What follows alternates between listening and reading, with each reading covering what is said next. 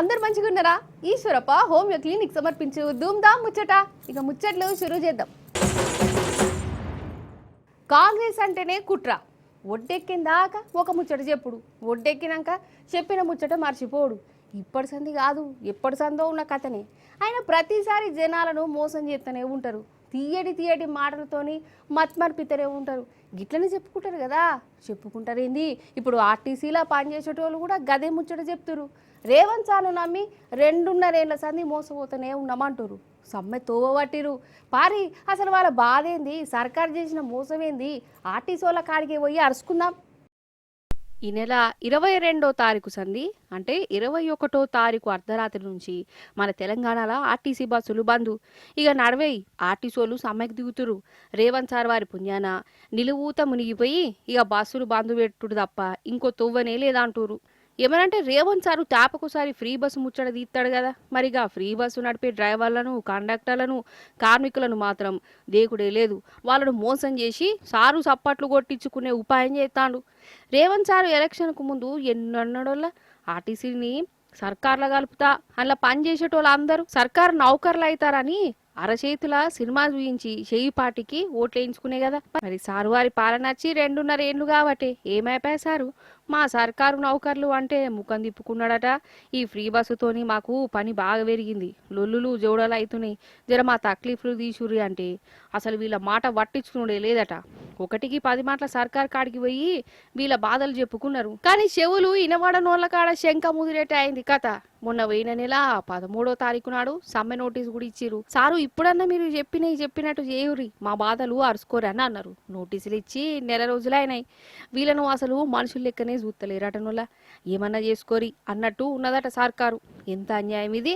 యాళ్ళకి తినక ఇంటికి కూడా చక్కగా పోక పగలు రాత్రి కష్టపడుకుంటా బస్సును రోడ్ల మీదకి పట్టుకతే వీళ్ళ మీద సర్కారుకున్న పాయరం గిదా. అందుకే ఇక సమ్మె తప్పేటట్టు లేదు. 22వ తారీఖు ఫస్ట్ డ్యూటీ నుంచి సమ్మె చేసుడే ఉంటుందని ఈ ఆర్టీసీ సంఘ పోలు తేల్చి చెప్పిరు.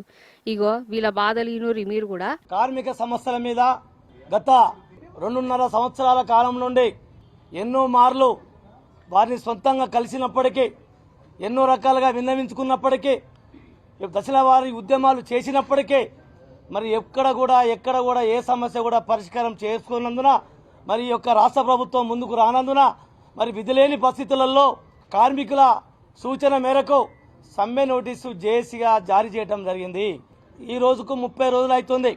1 నెల కావస్తున్నప్పటికీ కూడా ఈ రోజు వరకు కూడా యాజమాన్యం కానీ ప్రభుత్వం నుంచి కానీ ఎక్కడ కూడా స్పందన లేదు. యాజమాన్యం గవర్నమెంట్ బలవంతంగా ఆర్టీసీ వాళ్ళని రోడ్డెక్కించింది. ఇవాళ సమ్మెకి బలవంతంగా పంపిస్తున్నది. దీన్ని తీవ్రంగా ఖండిస్తా ఉన్నాం. ప్రభుత్వ విధానాన్ని ఇవాళ మేము దాదాపుగా ఇన్ని రోజుల నుంచి సమ్మె చేసి అడిగినప్పటికీ ఈ ప్రభుత్వంలో కానీ యాజమాన్యంలో కానీ ఎలాంటి మార్పు రాలేదు. ఇద్దరు కూడబలుక్కొని ఆర్టీసీని నిర్వీర్యం చేయడానికి, ఆర్టీసీ ఉద్యోగులని ఇవాళ ఇబ్బంది పెట్టడానికి, ఆర్టీసీని ప్రైవేట్ పరం చేయడానికి, ఆర్టీసీని ఇవాళ ఇబ్బంది పెట్టే పరిస్థితిలో తీసుకొచ్చింది. ఇవాళ మంత్రి గారు చెప్తా ఉన్నారు. ఇవాళ ఏం చెప్తా ఉన్నారంటే, నేను కమిటీ చేసిన, ఆ కమిటీ రిపోర్ట్ వచ్చినాక అంటున్నాం. అయ్యా మంత్రి గారు, కమిటీ వేసినవా? జీవో నంబర్ చెప్తావా? జీవో డేట్ చెప్తావా? రెండోది, ఎంత మందితో వేసినాం, దానికి చైర్మన్ ఎవరు, దానికి శాంటిటీ ఉన్నదా? ఇట్లాంటి అబద్ధాలు చెప్పాల్సిన అవసరం మీకేమొస్తా ఉంది? దాన్ని బహిర్గతం చేయండి. అసలైతే వీళ్ళు కొత్త ఏం అడుగుతలేరు. ఎలక్షన్లప్పుడు చేయి పాటోళ్ళు చెప్పిన మాటలే యాద్ చేస్తురు. కాంగ్రెస్ మేనిఫెస్టోలో పెట్టిన వాటినే అమలు చేయమంటారు. కానీ మాటదప్పుడు చేయి పార్టీకి వెనకడి సందు ఆచారం కదా. ఇప్పట్లేకనే ఒడ్డెంకినాక ఆర్టీసోలను కూడా మోసం చేసింది ఈ సర్కారు. గిట్లనే గరమైతురు ఆర్టీసోలు. కాదు, నోటికి ఏదైతే అది చెప్పుడు ఎందుకు, మాటిచ్చుడు ఎందుకు, నమ్మించుడు ఎందుకు, ఆఖరికి గిట్లా ఆగం పట్టించుడు ఎందుకు? అయితే అవుతుందనాలే, కాకుంటే కాదు అనాలి.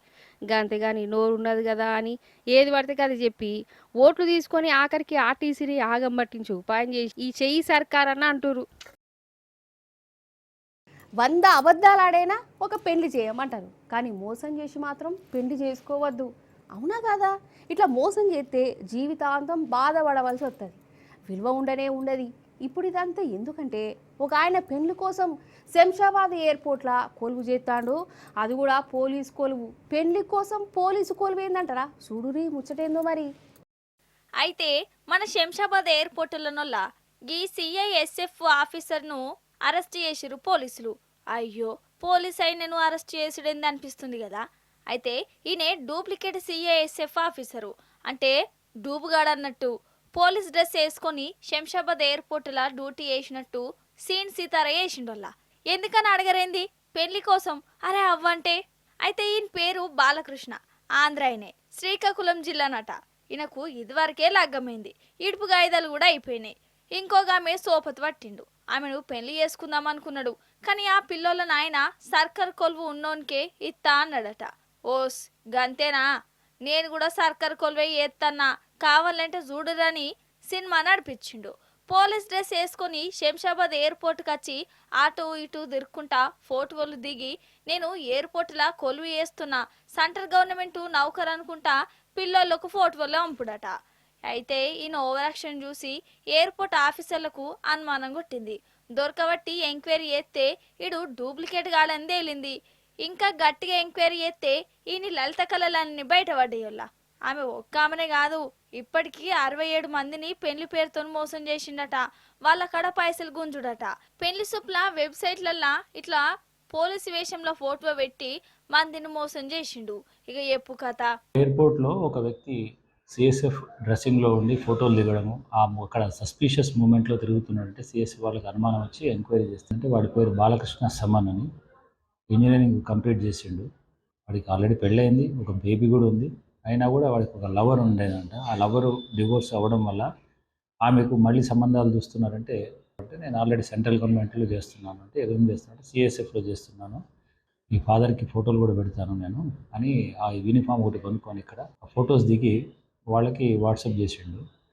ఇదే విధంగా అతను చాలా మటుకు ఫేస్బుక్లో, ఇన్స్టాగ్రామ్లో ఈ మ్యాట్రిమోని వాళ్ళతో తన డీటెయిల్స్ పెడుతూ ఫ్రాడ్ చేసి అమ్మాయిలను పెళ్లి చేసుకునే ఉద్దేశంతో. చూసినవా ఎట్లా తయారయ్యారో. పెళ్లి కోసము డూప్లికేట్ పోలీస్ అవతారం ఎత్తుడైంది. ఎంత పెద్ద మోసం ఇది. పెళ్లి అయిపోయినాక ఈడు నకిలీగాడ నెరికైతే ఆ అడవిలో ఆమె ఇంటోళ్ళు ఎంత బాధపడతారు, ఎంత దిమాగ్ ఖరాబ్ అవుతుంది. గిట్లా జీవితాలతో ఆడుకోవచ్చునా కథకున్న వాడెత్తు. అసలు గిసుంటోళ్ళను ఏం చేసినా పాపం లేదనిపిస్తుంది కదా. అవుగాని మీరు ఐపీఎల్ మ్యాచ్లు చూస్తారా? నిజంగా కొత్త కొత్త హీరోలు పుట్టుకొస్తారు కాదు. సోమవారం నాడు హైదరాబాద్ మ్యాచ్ అయింది కదా. ఇక మన హైదరాబాద్లోనే ఐపీఎల్లో 2 హీరోలు పుట్టిరు. అసలు ఉత్తపచ్చ కాదు, చూడుర్రి మీరు అసలు. ఇగో వీళ్ళే కాటేరమ్మ కొత్త కొడుకులు. సోమవారం నాటి ఆట చూసిర్రు కదా, మన హైదరాబాద్ జట్టులు ఎట్లాడిర్రు. ఇగో ఈ 2 పేర్లు మారి మోగిపోయినాయి. వీళ్ళే ఆ కొత్త హీరోలు. ఈయనేమో ప్రఫుల్ హింజు ఆట. ఫస్ట్ సారి ఆడుతుండు ఐపీఎల్. మరి ఫస్ట్ సారి ఆడుతుండంటే జరంత గజగజనే ఉంటది కదా, అంత కొత్తగా. కానీ ఈ పిల్లగాడు గట్ల కాలే. ఒకటే ఓవర్లా 3 అవుట్ చేసి పడేసిండు పో.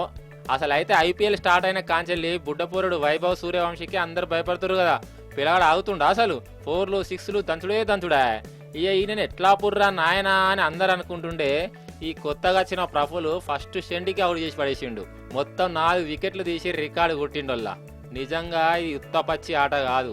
రాజస్థాన్ అంతటి జట్టును ఓడగొట్టి కాటేరమ్మ కళ్ళల్లో ఆనందం పట్టుకొచ్చిండు పో.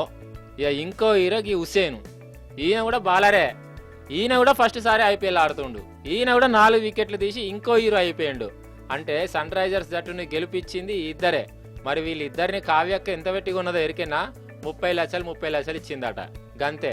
కోట్లు పెట్టి ఉన్న ఆటగాళ్ళేమో తుస్సు అనుకుంటుంటే కొత్తగా వచ్చిన ఈ 2 లచ్చిం బాంబులు లెక్క వేలి హైదరాబాద్ జట్టు కళ్ళల్లో సంబరం పట్టుకొచ్చిర్రు. ముక్కు ముఖం తెలియని ఇద్దరిని మన ఉప్పల్ మైదానం ఒక్క పూటలో హీరోలను చేసి పడేసింది. ఇప్పుడు మనం జంతు ప్రపంచంలోకి అడుగు పెడదాం. అంటే జీవాల గురించి చెప్పుకుందాం. కొన్ని జీవాలు ఉండే కాడ ఉండవు, జనాల కత్తాయి, ఆఖరికి గోసపడతాయి. అగో గట్లనే గోసపడ్డాయి 2 జీవాలు. మరి ఆ గోస నుంచి ఎట్లా బయటపడ్డాయో చూడురు మీరు. అసలు పులులు సింహాలను టీవీలలో చూస్తేనే భయం అవుతుంది. అసంటిది కండ్ల ముందు కానొస్తే ఇంకేమైనా ఉన్నదా?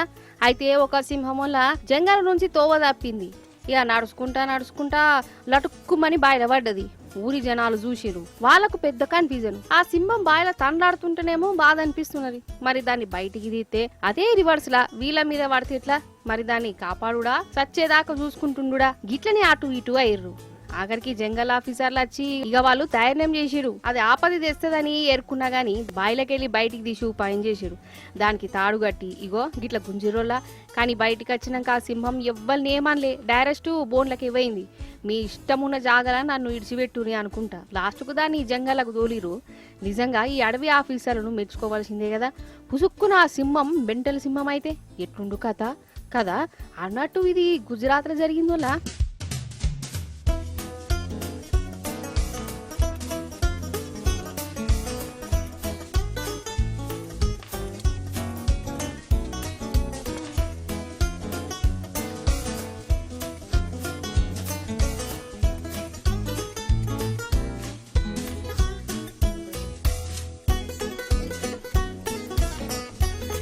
ఇప్పుడు కర్ణాటక గాడికి రారి ఆడ ఒక ఏనుగు కూడా గిట్టనే సేమ్ టు సేమ్ మందలకెళ్ళి దోవ దాపి బాయిల పడ్డది. పాపం దాని కోస చూడాలి. దాన్ని బయటికి తీసేతందుకు అట్లా ఇట్లా తాండాడిరు. లాస్ట్కు జేసీబీని పట్టుకొచ్చిరు. బాయి పక్క పొంటి పొడుగుత బొంద తీసిరు. అయితే ఆ ఏనుగు జరంతా హుషారుదే ఉన్నట్టున్నది. దానికి సినిమా సమజైపోయింది. బాయిలకెళ్ళి ఇగో గిట్లా బయట పడ్డది. అగో చూడు దాని సంబరం అవుతలే కదా.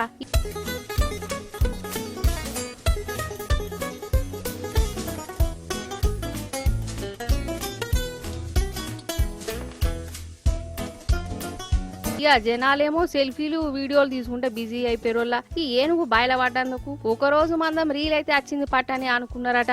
ఎవరి బాధ వాళ్ళది. చూసిరు కదా గిదిగి వాళ్ళ ముచ్చట్లు. మళ్ళీ చెప్పారి మంచి మంచి ముచ్చట్లను పట్టుకనత్తా ఉంటా మరి.